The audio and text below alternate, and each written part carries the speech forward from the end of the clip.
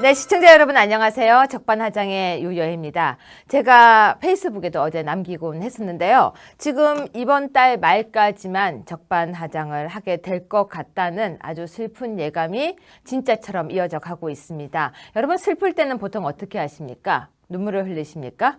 저는 진짜 슬플 때는요, 눈물을 흘리지 않습니다. 정말 슬플 때는 두 주먹을 꽉 쥐고 그 다음 어떻게 이 슬픔을 이겨나갈 것인지에 대한 고민을 합니다. 어떻게 지킬 것이냐고요? 적반하장을. 당연히 방법을 찾아냈습니다. 가장 기초적이고 가장 무식한 방법이 뭔지 아십니까? 넘어져서 울지 않는 아이입니다. 넘어져서 울지 않고 벌떡 일어나서 씩 웃으면서 달려가면 그 아이는 더 세게 달려나갈 수 있습니다. 걱정 마십시오. 적반하장 유여혜는 절대 넘어져서 울지 않습니다. 다만 넘어져서 무릎이 좀 아플 때 에이씨 하고 잠시 멈춰 있는 겁니다. 왜냐면요, 일어나서 울까? 울면 좀 창피한데? 그럼 어떡하지? 무릎이 깨졌는데? 라고 고민하는 겁니다. 고민 어제까지 끝냈고요. 오늘은 절대 고민하지 않습니다. 새로운 방법으로 또 새로운 모습으로 여러분을 찾아갈 것입니다. 유여혜의 적반하장으로 다시 돌아올 것입니다. 걱정 마십시오. 어떻게든 지켜나가겠습니다. 자유 대한민국을 지키듯이 적반하장을 지키고 바로 자유한국당을 지키고 저희 진보 보수, 보수우파 지켜나갈 것입니다. 어제 그 생각을 하느라고요. 굉장히 머리가 아팠는데요. 세상에 머리가 아픈 와중에 사고를 쳤어요. 페이스북 비밀번호를 잊어먹은 거예요. 그래서 비밀번호를 또 만들었어요. 새로 계정을. 근데 또 잊어버렸어요. 네, 바로 그게 여러분 곁에서 웃고 떠들고 있지만 바로 인간 유여혜입니다. 허당 같은 모습이죠. 여러분이 지켜주세요. 그 허당 유여혜 적반하장 시작하겠습니다. 송영무 국방부 장관이요, 문정인 통일외교안보 특보를 향해서 직격탄을 날렸는데요. 그러자 청와대에서는 송영무 국방부 장관에게 주의를 줬습니다. 청와대 행동이 너무 가볍다? 국방부 장관이 못할 말 했냐? 뭐 이런 비판들이 쏟아지고 있는데요. 자, 여러분이 좋아하시는 정준길 단장님 나오셨습니다. 우리들에겐 영원한 단장님이죠. 왜 단장인지는 잘 모르겠다고 합니다. 정준길 단장님 모셨습니다. 안녕하세요. 예, 제가 단장이란 직함을 아주 좋아합니다. 네, 그러게요. 어느 조직이든지 단장이란 직함을 좀 무조건 하고 있습니다. 그러게요. 근데 단장님, 그 반장보다 단장이 더 높은 거죠? 왠지 있어 보이지 않습니까? 그럴싸해요. 네. 단장님이 처음에 우리가 이제 당에서 만났을 때 네. 아마 뭐 특보 공보단장이었죠, 공보단장. 아니 특보 이랬으면 네. 별로 멋이 없었을 아, 거예요. 예, 예. 아니면 그냥 뭐 변호사 네. 그래도 멋이 없었을 텐데 단장이라고 해서 우리는 굉장히 그럴싸해서 다 좋아했거든요. 되게 있어 보이고 기업에서는 실장하면 제일 있어 보여요. 아 그래요? 그렇죠. 기업에서는 대기업에서는 실장, 그리고 일반인 공공단체나 이쪽에서는 단장 하면. 아닙니다. 적반하장의 앵커가 제일 있어 보입니다. 아, 그거야 뭐 말할 수도 없고요. 네. 자, 오늘 나눌 이야기들도 재밌는 주제들이 있는데요. 지금 청와대 문재인 대통령과 뭐 송영무 국방부 장관, 문정인 외교안보 특보 이렇게 세 사람이 엇갈리고 있어요. 네네. 근데 이 세 사람은 원래 같은 팀 아니에요? 그렇죠. 근데 왜 엇갈려요?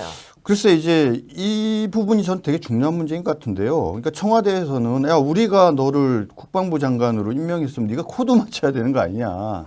네. 그 얘기를 하는 거고 네. 국방부 장관 입장에서는 내가 그래도 국민의 네. 국방부 장관이고 상식적인 입장에서 국민들의 눈에서 봤을 때, 전문가의 눈에서 봤을 때 좀 문제가 있는 거는 문제 제기할 수 있는 게 아니냐라는 게 여기서 이제 잠깐만 장관이죠. 한번 짚어봅시다. 네. 송영무 국방부 장관이 뭐라고 얘기한 겁니까? 지금 이제 제일 문제가 된 게 뭐냐면 네. 그 참수 작전 얘기가 나왔어요. 네. 그래서 송 장관이 국회에 나와서 경우에 따라서는 참수 작전 부대를 창설해서 네. 경우에 따라서 김정은을 타격할 수 있다. 이런 취지로 얘기를 한 거죠. 네. 그랬더니 그 문특보라는 분이 야, 그럼 부적절하다. 북한이 우리 대통령에 대해서 참수 작전하겠다고 하면 어떡할 거냐. 우리한테도 적도적인 태도 갖지 않겠느냐. 네. 그러니까 북한에서 한테 대해서 참수 작전 이런 얘기해서는 안 된다. 이렇게 지적을 한 거죠. 그런데 예. 우리 시청자를 위해서 한번 좀 짚어야 될 것 같아요. 문정인 외교안보 특보가 네.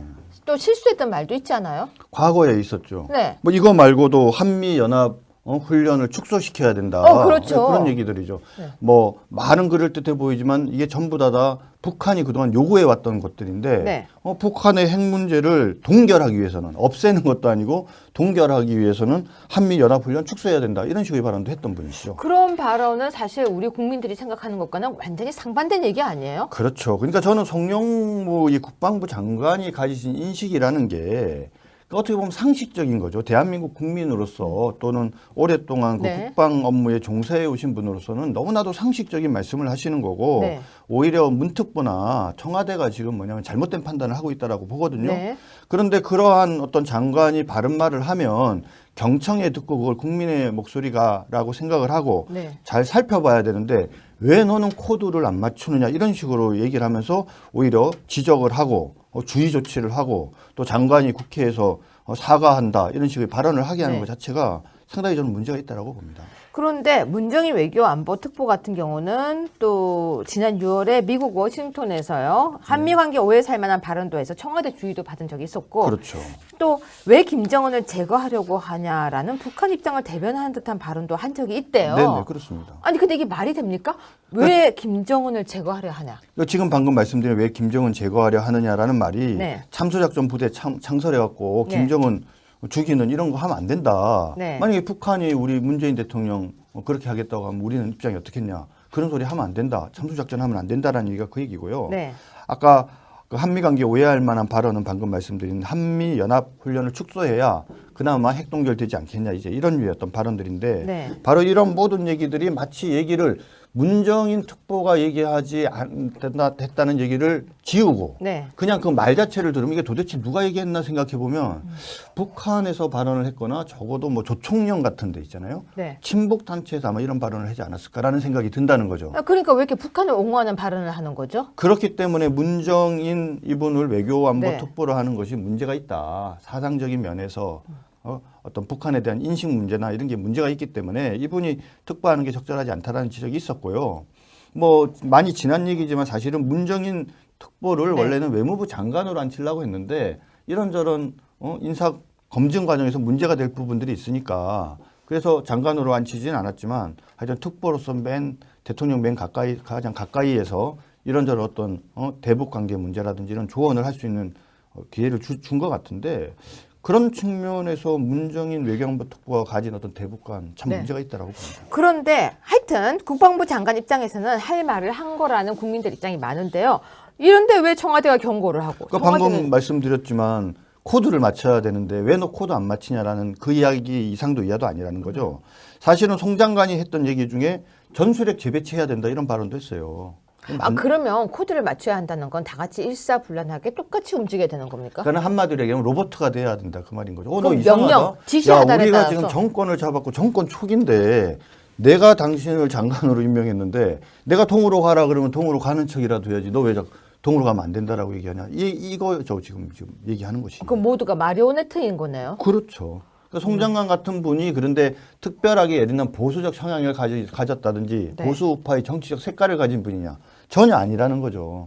이 송 장관이 사드 발사대 4기 임시 배치해야 된다고 또 주장했던 분 아닙니까? 그렇죠. 결국 이거 관철시켰지 않습니까? 참 말도 안 되는 사드 발사대 4기 배치 시기에 네. 관계된 말도 안 되는 게 있었는데 그나마 송 장관 같은 사람이 있어서 제대로 그래 국민의 상식에 부합하는 이런 결정을 한 건데 꼭 이런 말씀해 주시는 송 장관을 소중하게 생각해야죠. 그런데 문재인 대통령의 지지율이 왜 호남에서는 90몇 프로 아니었습니까? 95? 예. 뭐 95라는 그 경이적인 숫자를 드러냈었는데요. 근데 사실상 사람이요 어느 지역에서 95%를 사랑받는다는 건 참 어려운 일이에요. 그렇죠. 그러면 100명 중에 5명만 이라고 하는 그 5명은 오차 범위 내기 때문에 없는 것과 같은 거예요. 100명이 다 좋아한다는 얘기예요. 뭐 그럴 수도 있죠. 아니 정말로요. 네네. 우리가 오차 범위를 계산했을 때 100명 중에 95명이 좋아한다면 그건 거의 신 아닙니까? 그렇죠. 거의 종교예요, 종교. 네. 그런데 지지율이 떨어지고 있습니다. 네네. 80점대에서 70점대로 떨어지더니 66.8포인트에서 66점대로 떨어졌대요. 네네. 왜 이렇게 갑자기 떨어지지? 뭐 리얼미터 조사 결과인데요. 전에도 한번 이 문제를 다뤘지만 처음에 41% 정도로 당선된 문재인 대통령에 대한 국민의 지지도가 80% 가까이 된 거는 그분을 지지하지 않았던 분들 가운데에서 너무 대한민국이 어려웠지 않습니까? 대통령도 좀 잘해줬으면 좋겠다는 이제 바람이 들어가서 그게 한 80% 가까이 됐던 건데 네. 서서히 이제 본체가 드러나는 거죠. 저희가 예전에도 많이 지적을 했지만 사실은 문재인 대통령의 가장 큰 문제는 수권 능력에 관한 문제예요. 네. 노무현 대통령 2기로서 과연 제대로 국민들을 편안하고 행복하게 만들 수 있는 능력이 있는가의 문제인데 네. 사실 지난 대선에서 그런 문제들을 제대로 검증을 좀 못한 점이 아쉽고 특히 지금 제일 문제가 되는 건 역시 안보 문제 아닙니까? 그 예전에 DJ가 대통령이 됐을 때 북한 핵에 대해서 뭐라고 얘기를 했냐면 북한은 핵을 만들 의사도 능력도 없다. 네. 만약에 만들면 내가 책임지겠다고까지 얘기를 했어요. 근데 지금 핵 만들었지 않습니까? 그런데도 지금 문재인 대통령은 6차 핵 실험까지 했는데도 뭐 800만 달러를 북한에 지금 지원하네 만회하고 여전히 대화 얘기하고 이런 이야기들을 하면서 안보에 관해서 제대로 된 역할을 못하고 특히 문제가 된 거는 6차 핵 실험 난 다음 날 무슨 개 한 마리인가 두 마리 끌고 데려가서는 안 되는 그 국립공원 데려 올라가고 또 과태료 부과 대상입니다. 그러니까요. 예, 근데 그 과태료 냈는지 안 냈는지 좀 조사할 필요는 없습니까? 그건 좀 확인해야죠. 네. 그래서 그런 어떤 안보 문제가 베이스에 깔려서 국민한테 불신을 주는 데다가 네. 최근에 인사 문제가 컸지 않습니까? 김희수 헌재 소장 문제라든지 네. 박성진 장관 부적격 채택 문제 네. 이런 여러 가지 문제들이 겹치면서 결국은 제대로 인사를 검증해내지 못하는 문재인 정부에 대한 실망감들이 이제 구체적인 지지율 하락의 수치로 나타나는 게 아닌가 싶습니다. 단장님. 네. 그 사랑이 시작되는 게 속도가 더 빠를까요? 사랑이 식는 게 더 빠를까요? 식는 게 훨씬 빠르죠. 식는 건 하루아침에 식습니다. 하루도 안 걸려요. 하루아침에. 아니요. 한마디 말 딱 듣는 순간 갑자기 마음이 싸늘하게 돌아올 수도 있어요. 그럴 수도 있죠. 근데 사랑이 뜨거워지는 거는 한눈에 반해도 그 사랑이 한눈에 반했다고 해서 금방 되지는 않거든요. 네. 이 국민들 마음이라는 게 식는 게 순식간입니다. 네. 특히 만약에요. 이 먹거리 가지고 장난치는데 대통령이 제대로 잘 안 하잖아요. 네, 그럼 그것도 대통령 잘못 아닙니까? 그렇죠. 대통령 잘못이죠. 가다가 내가 발이 아파도 대통령 잘못 아니에요? 그럼요. 대통령 잘못이죠. 길 가다가 차가 만약에 이상하게 가도 대통령 잘못 아닙니까? 이게요. 이게 사람이라는 게요. 마음을 얻는 것은 굉장히 어렵지만 마음을 잃는 것은 아주 쉽습니다. 마음이 돌아서면 모든 것이 다 그 사람 책임이 되는 거죠. 네 탓이야. 그렇죠. 네. 그렇기 때문에 또 안 보이던 것도 다 보이게 됩니다. 원래요. 눈에 콩깍지가 씌었을 때는 그냥 저 보조개 참 이뻐 그랬는데 마음이 딱 씻고 나면요. 제 얼굴에 곰보 자국이잖아. 무슨 얘기인지 아십니까? 대통령께서 지지율이 높았을 때 그 높은 지지율에 감사했어야 합니다. 그런데 너무 그 지지율을 믿고 의지하고 어쩌면은 그 지지율에 힘입어서 방만경영을 한 게 아닌가 싶습니다. 방만경영이라는 표현을 제가 썼는데요. 문재인 정부는 북한에 인구조사를 하겠다고 또 600만 불, 인도적 사업 지원한다고 800만 불, 다시 계산해 드릴게요. 800만 불은 90억, 600만 불은 약 70억입니다. 거기에 내년 예산에는 남북협력기금까지 조성했습니다. 하지만 트럼프는 완전히 북한을 폭발이 맞을까요? 폭파가 맞을까요? 글자가 갑자기 헷갈립니다. 폭파시키겠다고 위협을 합니다. 문재인 정부와 트럼프는 왠지 다른 곳을 바라보고 있는 것 같은데요. 단장님, 이거 뭡니까? 누누이 말씀드리지만 현재 북핵과 미사일 문제는 이제 북한과 미국의 문제인 것이죠. 네. 그래서 이제 미국이 북한으로부터 이제 실질적으로 그것이 위협이라고 군사적 안보적 위협이라고 이제 네. 느끼니까 적극적으로 나서는 건데 잘 아시다시피 트럼프가 어제 유엔 총회에서 그 완전 파괴하겠다, 불량 정권을 완전 파괴하겠다 이런 얘기들을 했어요. 지금까지 나온 발언 중에는 이제 가장 무시무시한 발언인데 물론 이야기의 끝부분에 이런 얘기를 했어요. 자, 미국은 준비돼 있고 의지와 능력도 있다. 하지만 이런 것들이 필요하지 않기를 바란다라고 해서 약간 완화된 얘기가 있었지만 이렇게 북한을 상대로 해서 완전 파괴하겠다라는 이런 아주 강력한 표현을 쓴 것 이건 아주 상당히 경이로운 일이고요. 특히 저는 관심을 가져야 될 게 이 유엔 총회에서의 연설은 그냥 즉흥적으로 발언을 하는 게 아니라 그 안보팀과 사전에 잘 조율을 한 다음에 그것이 프롬프터라고 알고 계시지 않습니까? 앞에 이렇게 글이 흘러가면 그거를 보고 트럼프가 읽는 거거든요. 트럼프 비슷하네요. 예, 그렇네요. 그렇기 때문에 미국에서 트럼프 대통령이 이 완전 파괴, 북한에 대한 완전 파괴라는 이 표현은 상당히 의도된 표현이라는 그러니까 거죠. 즉흥적인 갑자기 튀어나온 말이 아니라 앞에서 지금 자막이 나오고 있고 그 자막을 보면서 이렇게 읽었다는 이야기죠. 그렇죠. 그러니까 준비된 원고였다. 그 네네. 말씀을 하시는 거죠. 그러니까 이 점에 대해서 뭐 에이, 이렇게 말은 하지만 이거 역시 외교적 립서비스가 아니냐 이렇게 자꾸 평가절하하는 분들이 계시는데, 그러니까 모 신문에 났지만은 트럼프의 완전 파괴 발언과 불량 정권이라는 발언을 썼죠. 불량 정권. 부시가 과거에 악의 축이라는 발언을 썼어요. 부시가 악의 축의 발언을 한 것은 지난 2002년인데 그때 세 나라를 지적을 했죠. 이라크, 북한, 이란. 전쟁 났었나요? 네, 그렇죠. 근데 그 중에서 이라크는 실제로 공격을 했고요. 요번에 세 나라는 어딘지 아십니까? 바로 북한, 이란은 똑같고 여기 베네수엘라가 들어왔어요. 네. 세 나라. 그럼 북한과 이란은 공통된 거죠. 그런데 당시에 악의 축으로 제일 먼저 나왔던 이라크에 대해서는 결국은 그 다음 해인 2월 달에 실제로 전쟁을 일으킵니다. 그럼 제일 먼저 나온 게 북한이네요. 북한이 제일 먼저 나왔죠. 단장님, 근데 단장님이 네. 사람의 마음, 여자의 마음을 잘 모르네요. 네. 제가 이 문장 볼까요? 전 듣는 순간 알았어요. 어, 이 뒤에 보면 네. 여기 지금 아까 말씀하셨던 거 이게 사용되지 않기를 바란다고. 출격할 준비가 되어 있는데 이걸 사용하지 않기를 바란다고 하셨습니까? 네, 그렇습니다. 아까? 예. 그쵸? 네. 제가 해석해 드릴게요. 그러니까 그겁니다. 이제 알고 있는 거죠. 저 상대가 지금 잘못하는 걸 알고 있는데 네. 여자가 남자한테 이렇게 이야기합니다. 네. 너 자꾸 그렇게 하면 자 여기다가 이혼 서류에 도장을 찍어야 한다. 이렇게 얘기를 하는 거예요. 네. 단장님, 그럼 그게 그냥 협박일 거라고 생각하세요? 서류를 준비해서 이렇게 보여주면서 무슨 준비하면서 보여. 너 이번에 잘못하면은 내가 도장 접수한다라고 하면 그냥 협박일까요? 아닐 수 있죠. 찍어왔으면 진짜예요. 아, 예. 근데 마지막 경고장이죠.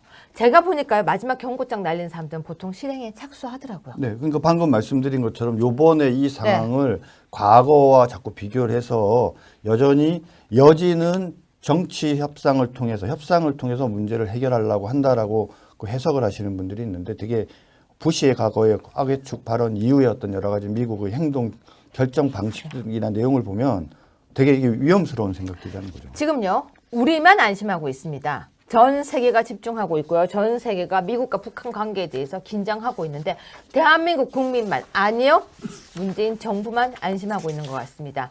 제가요, 어떤 토론에 나갔었는데요. 김현 대변인이 그랬던 것 같은데요. 정의당의 윤소아 의원이 했던 발언 같습니다. 안보팔이 그만하라고 그러더라고요.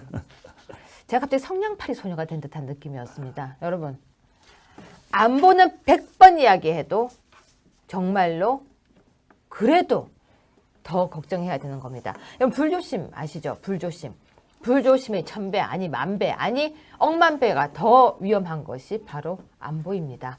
잘 알고 있어야 될 것 같습니다. 문재인 정부는요, 북한이 잠잠해지면 이 와중에도 또 대화하자고 나설까요? 설마요? 어떨까요? 그럴 가능성 배제할 수 없고요. 설마요? 지금 이제 한 가지 좀 말씀을 드리면, 이제 미국의 트럼프의 대외 정책이 뭐냐라고 하면 원칙에 입각한 현실주의다. 그래서 막 멸망까지 시사를 하지만 그렇게 쫙 몰아붙였다가 네. 결국은 나중에 극적으로 이익을 챙기면서 타협을 하면서 협상을 할 거다라는 네. 이제 생각들을 하시는 분들이 있는데, 저는 현재 이 북한의 김정은과 트럼프 두 사람을 보면 치킨 게임을 하는 것 같아요. 치킨 게임 뭔지 아시죠? 치킨 게임 하니까 갑자기요, 소맥이 생각납니다. 그렇죠. 네. 잘 아시겠지만 치킨 게임이라는 것은 마주 이렇게 차를 타고 이렇게 쫙 달리다가 누가 먼저 피하느냐잖아요. 내지는 기차가 오는데 서 있다가 누가 끝까지 더 버티느냐, 뭐 이런 싸움들이 자존심 싸움이잖아요. 자존심 싸움을 네. 하는데, 두 사람의 스타일이 참 무서운 거예요. 그러니까 이 협상, 어떤 이런 의사결정의 과정에는 네. 상당히 합리적인 부분들도 있지만 개인의 독특한 아이덴티티가 영향을 미치는 경우도 있거든요. 트럼프도 그렇고 김정은도 그렇고 둘 다 똑같이 쉽게 뭐냐면 자기 자존심 때문에 양보를 안 할 스타일이란 말이에요. 네. 그럼 이제 만약에 좀 트럼프가 자, 이 정도로 해서 니네 완전히 파괴시키겠다 이렇게 얘기를 하면 과연 북한의 김정은이 향후에 핵이나 미사일 실험이나 이런 거 안 할까요? 만약에 하지 않는다면은 문제가 해결될 수 있는 기미가 생길 수 있는데, 그게 아니라 자존심이 세고 그래 한번 해보자 이래가지고 또 만약에 쌌다 치잔 말이에요. 그럼 어떻게 해요?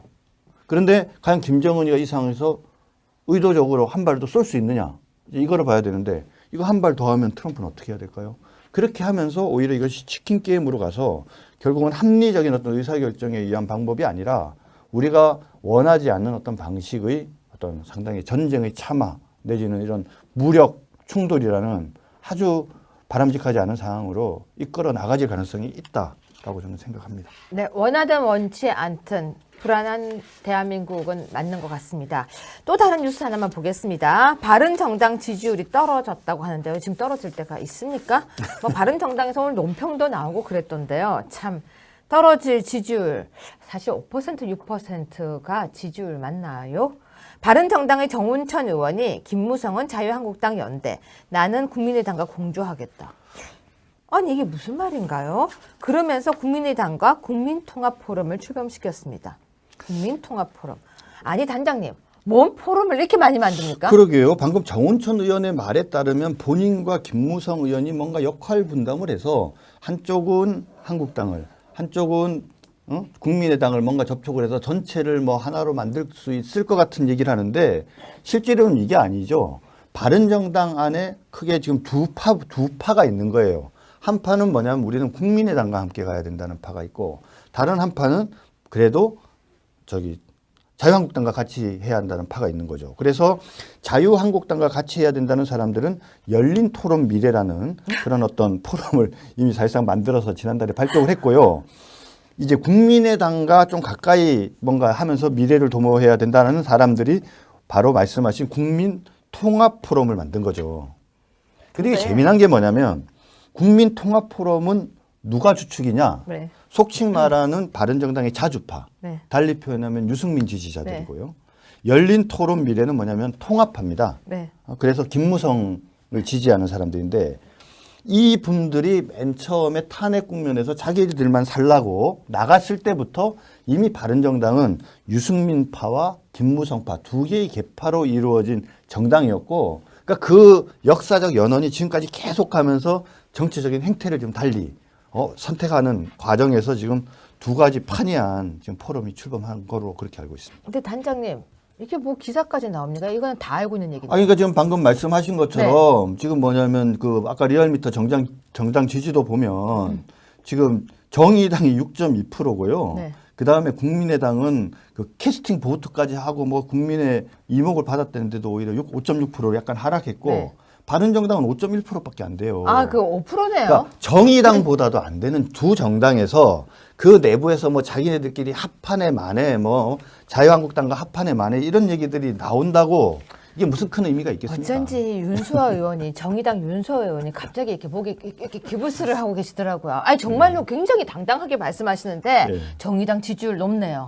저 오히려 훨씬 높죠. 큰 소리 칠만 합니다. 큰 소리 칠만 하네요. 야 바른정당 정의당 보고 좀 배우셔야 될 것 같습니다. 근데 이 기사가 또 정말 중요한 부분을 감추고 있어요. 이게 뭘 뭡니까? 감추고 있냐면 네. 그럼 국민의당은 하나로 잘 갈 거냐? 아니라는 거죠. 국민의당도. 국민의당 내부에도 안철수를 중심으로 한 수도권을 중히 여기는 분들 세력과 호남을 중시 여기는 세력이 나눠져 있어요, 지금. 그래갖고 이 두 세력이 지금 계속 끊임없이 갈등을 하고 있거든요. 네. 그 와중에 일단 안철수 전 대표가 다시 이번에 대표가 됐는데, 뭐 이 시점에서 좀 뭐 섣부른 예정인지 모르겠지만 저는 안철수 전 대표나 유승민 의원, 특히 안철수 전 대표가 과거에 김영삼 대통령이 3당의 당대표를 하다가 사실 구국의 나름대로 결단을 내려서 3당 합당의 어떤 어려운 결정을 했던 역사적 경험이 있지 않습니까? 그래서 대통령이 됐는데 이 시점에서 민주당의 어떤 저는 문재인 대통령을 중심으로 한 민주당이 계속 집권을 하고 앞으로도 집권해 나가는 것이 한국 사회의 미래를 위해서 바람직하지 않다라고 한다면 김영삼 대통령이 과거에 선택한 3당 합당이었던 그런 결단처럼 그 못지않은 수준의 결단이 필요한 시간이 곧 오지 않을까 그렇게 예상하고 있습니다. 듣다 보니 가슴이 답답해집니다. 그렇다면 민주당 대 나머지 당 합당. 정의당은 아니죠? 뭐 이제 정의당도 사실은 입장을 정해야죠. 저는 사실은 정의당만큼 문제 있는 정당이 없다고 봐요. 그럼 정의당 정의당이 가장 미워해야 될 정당은 민주당이에요. 왜? 진보도 아닌 것이 진보인 척 하면서 진정한 진보 정당을 꿈꾸는 정의당을 지지할 사람들을 중간에서 전부 다 빼먹고 있거든요. 그렇기 때문에 사실은 정의당의 가장 큰 적은 민주당인데 어찌된 영문인지 정의당은 민주당 편만 들고 있으니 차라리 합당해버리는 게 낫죠. 네, 확실히 단장님은 정치적 역사가 길기 때문에 내공이 있으신 것 같습니다. 전 정의당은 민주당에 가면 되지라고 했는데 확실히 내다보는 포석이 장난이 아니십니다. 자, 여러분 어떠십니까? 3당 합당. 갑자기 머리가 복잡해집니다. 그럼 우리는 어디로 가는 것일까? 아주 어렵게 전당대회를 통해서 최고위원이 됐는데 3당 합당이 되면 저는 어떻게 해야 됩니까? 갑자기 기탁금이 아까워집니다. 아깝잖아요, 단장님. 전 기탁금이 아깝다고요. 네. 네, 시청자 여러분 어떠십니까? 문 대통령 지지율이 66% 정도로 지금 쭉 빠지고 있는 게 북핵 때문이다라고 하고 있는데요.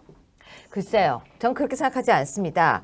국민들에게 처음에 계속 비전을 제시하고 꿈을 주고 희망을 줬지만 그 꿈과 희망이 어떻게 보면 풍선이라는, 어떻게 보면 신기루라는 것을 깨닫고 있는 게 아닐지. 100일이 지나가면 사랑도 환상이 깨어지는 시기라고 제가 이야기했던 거 기억나시죠? 100일까지 가게 되면 그 사랑은 오래 가는데요. 100일부터 삐걱거리는 사랑은 참 힘이 듭니다. 인사 정책도 그렇고 비전도 그렇고 거기다가 세금은 또 왜 이렇게 안보 불안까지. 자, 문재인 대통령께서 하셔야 될 건 딱 하나인 것 같습니다. 지지하고 있는 41% 말고요. 나머지 국민도 국민이란 거 알고 국민에게 믿음과 사랑 좀 주시길 부탁드리겠습니다.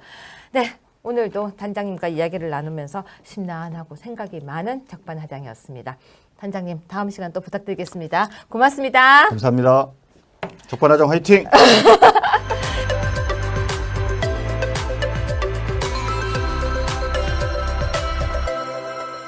나라는 사실 우리 국민들이 생각하는 것과는 완전히 상반된 얘기 아니에요? 그렇죠. 그러니까 저는 송영무 이 국방부 장관이 가지신 인식이라는 게 어떻게 보면 상식적인 거죠. 대한민국 국민으로서 또는 오랫동안 그 네. 국방 업무에 종사해 오신 분으로서는 너무나도 상식적인 말씀을 하시는 거고 네. 오히려 문특부나 청와대가 지금 뭐냐면 잘못된 판단을 하고 있다라고 보거든요. 네. 그런데 그러한 어떤 장관이 바른 말을 하면 경청에 듣고 그걸 국민의 목소리가라고 생각을 하고 네. 잘 살펴봐야 되는데 왜 너는 코드를 안 맞추느냐 이런 식으로 얘기를 하면서 오히려 지적을 하고 주의 조치를 하고 또 장관이 국회에서 사과한다 이런 식의 발언을 하게 하는 네. 것 자체가 상당히 저는 문제가 있다고 봅니다. 그런데 문정인 외교안보특보 같은 경우는 또 지난 6월에 미국 워싱턴에서요. 한미관계 오해 살 만한 발언도 해서 청와대 주의도 받은 적이 있었고 그렇죠.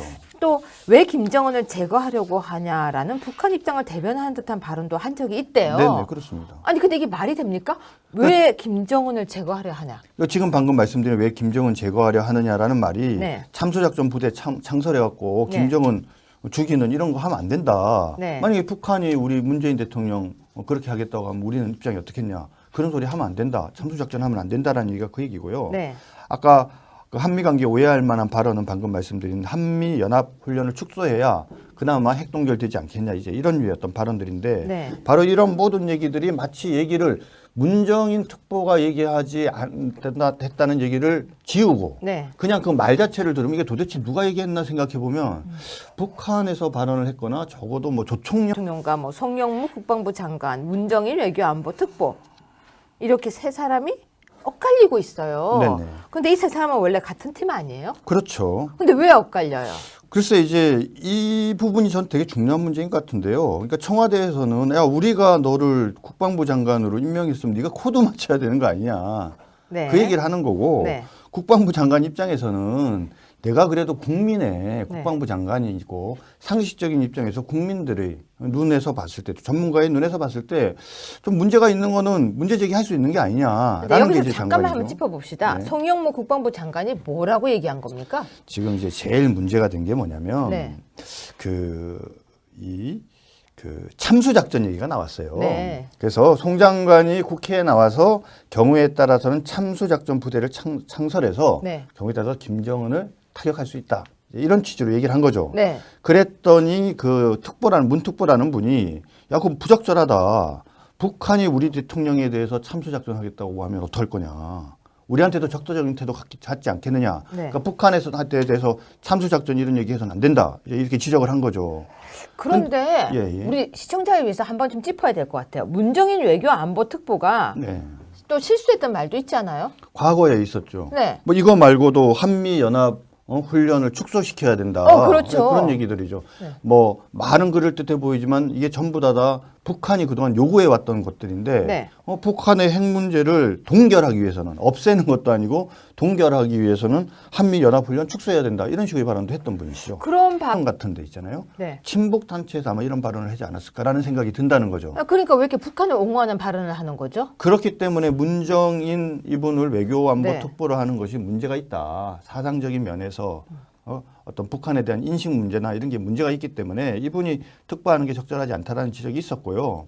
뭐 많이 지난 얘기지만 사실은 문정인 특보를 네. 원래는 외무부 장관으로 앉히려고 했는데 이런저런 인사 검증 과정에서 문제가 될 부분들이 있으니까 그래서 장관으로 앉히지는 않았지만 하여튼 특보로서 대통령 가장 가까이에서 이런저런 어떤 대북 관계 문제라든지 이런 조언을 할 수 있는 기회를 준 것 같은데 그런 측면에서 문정인 외교안보 특보가 가진 어떤 대북관 참 네. 문제가 있다라고 봅니다. 그런데 하여튼 국방부 장관 입장에서는 할 말을 한 거라는 국민들 입장이 많은데요.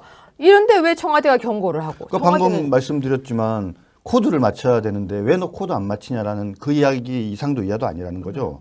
사실은 송 장관이 했던 얘기 중에 전술핵 재배치해야 된다 이런 발언도 했어요. 그러면 코드를 맞춰야 한다는 건 다 같이 일사불란하게 똑같이 움직여야 되는 겁니까? 그러니까 한마디로 얘기하면 로버트가 돼야 된다 그 말인 거죠. 너 그럼 이상하다. 명령, 지시하다에 우리가 따라서. 지금 정권을 잡았고 정권 초기인데 내가 당신을 장관으로 임명했는데 내가 동으로 가라 그러면 동으로 가는 척이라도 해야지. 너 왜 동으로 가면 안 된다라고 얘기하냐. 이거죠 지금 얘기하는 것이. 그럼 모두가 마리오네트인 거네요. 그렇죠. 그러니까 송 장관 같은 분이 그런데 특별하게 예를 들면 보수적 성향을 가졌다든지 네. 보수 우파의 정치적 색깔을 가진 분이냐. 전혀 아니라는 거죠. 이 송 장관이 사드 발사대 4기 임시 배치해야 된다. 사고를 쳤어요. 페이스북 비밀번호를 잊어먹은 거예요. 그래서 비밀번호를 또 만들었어요. 새로 계정을. 근데 또 잊어버렸어요. 네, 바로 그게 여러분 곁에서 웃고 떠들고 있지만 바로 인간 유여해입니다. 허당 같은 모습이죠. 여러분이 지켜주세요. 그 허당 유여해 적반하장 시작하겠습니다. 송영무 국방부 장관이요. 문정인 통일외교안보 특보를 향해서 직격탄을 날렸는데요. 그러자 청와대에서는 송영무 국방부 장관에게 주의를 줬습니다. 청와대 행동이 너무 가볍다? 국방부 장관이 못할 말 했느냐? 뭐 이런 비판들이 쏟아지고 있는데요. 자, 여러분이 좋아하시는 정준길 단장님 나오셨습니다. 우리들에게는 영원한 단장님이죠. 왜 단장인지는 잘 모르겠다고 합니다. 정준길 단장님 모셨습니다. 안녕하세요. 예, 제가 단장이란 직함을 아주 좋아합니다. 네, 그러게요. 어느 조직이든지 단장이란 직함을 주면 무조건 하고 있습니다. 그러게요. 근데 단장님, 그 반장보다 단장이 더 높은 거죠? 왠지 있어 보이지 않습니까? 그럴싸해요. 네. 단장님이 처음에 우리가 이제 당에서 만났을 때 네. 아마 뭐 특보 공보단장이었죠, 공보단장. 아니 특보 이랬으면 네. 별로 멋이 없었을 예, 거예요. 예. 아니면 그냥 뭐 변호사 네. 그래도 멋이 없었을 텐데 단장이라고 해서 우리는 굉장히 그럴싸해서 다 좋아했거든요. 되게 있어 보이고 기업에서는 실장하면 제일 있어 보여요. 아 그래요? 그렇죠. 기업에서는 대기업에서는 실장 그리고 일반인 공공단체나 이쪽에서는 단장 하면 아닙니다. 적반하장의 앵커가 제일 있어 보입니다. 그야 뭐 말할 수도 없고요. 네. 자, 오늘 나눌 이야기들도 재밌는 주제들이 있는데요. 지금 청와대 문재인 대통령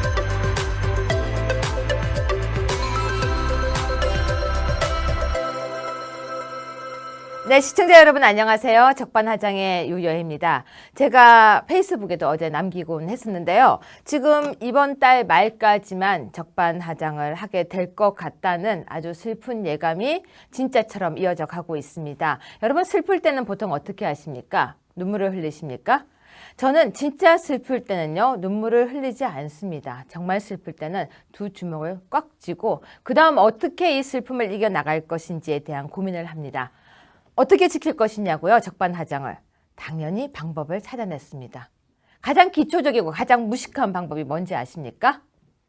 넘어져서 울지 않는 아이입니다. 넘어져서 울지 않고 벌떡 일어나서 씩 웃으면서 달려가면 그 아이는 더 세게 달려나갈 수 있습니다. 걱정 마십시오. 적반하장 유여해는 절대 넘어져서 울지 않습니다. 다만 넘어져서 무릎이 좀 아플 때 에이씨 하고 잠시 멈춰 있는 겁니다. 왜냐면요. 일어나서 울까? 울면 좀 창피한데? 그럼 어떡하지? 무릎이 깨졌는데? 라고 고민하는 겁니다. 고민 어제까지 끝냈고요. 오늘은 절대 고민하지 않습니다. 새로운 방법으로 또 새로운 모습으로 여러분을 찾아갈 것입니다. 유여해의 적반하장으로 다시 돌아올 것입니다. 걱정 마십시오. 어떻게든 지켜나가겠습니다. 자유 대한민국을 지키듯이 적반하장을 지키고 바로 자유한국당을 지키고 저희 진보 보수, 보수 우파 지켜나갈 것입니다.